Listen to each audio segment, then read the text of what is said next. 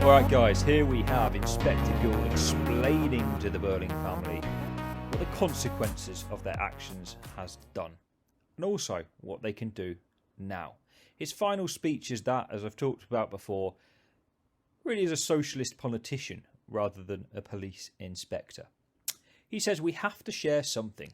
If there's nothing else, we must have to share our guilt. So let's zoom in on some of the language here. We. It's a collective pronoun. I've talked in many of these videos about Inspector Gould using collective pronouns all the way through. We, our, us.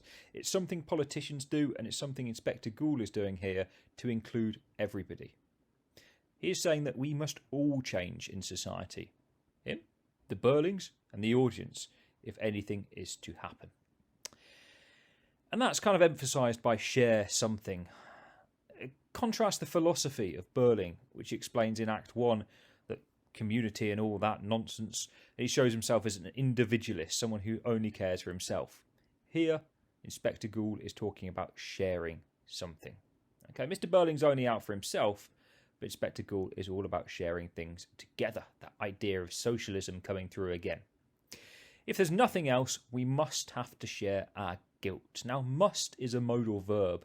They are words which show the certain certainty within a sentence. Here he's saying we must. It implies that the Burlings now have no choice due to their actions. And he's probably saying really this about society. Priestley saying that at this point we must change something. Maybe we must have to share our guilt about the war that people have just been through, or the two wars, or we must share our guilt about the conditions of the working class.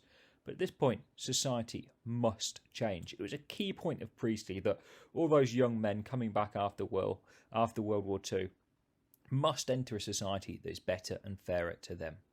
And there we are, that repetition of sharing again. It's emphasising the socialist principles of sharing wealth. Finally, guilt. As there is no wealth that they can share with someone who's obviously died, guilt at this point is the only thing left. And that really is the message, that if we refuse to share our wealth, unless we refuse to have a more equal society, the only thing left for us may well be our guilt. And I've put some stuff in the context box down there in black at the bottom about the rise of socialism in Britain, which really came to the fore just as Priestley was performing this play.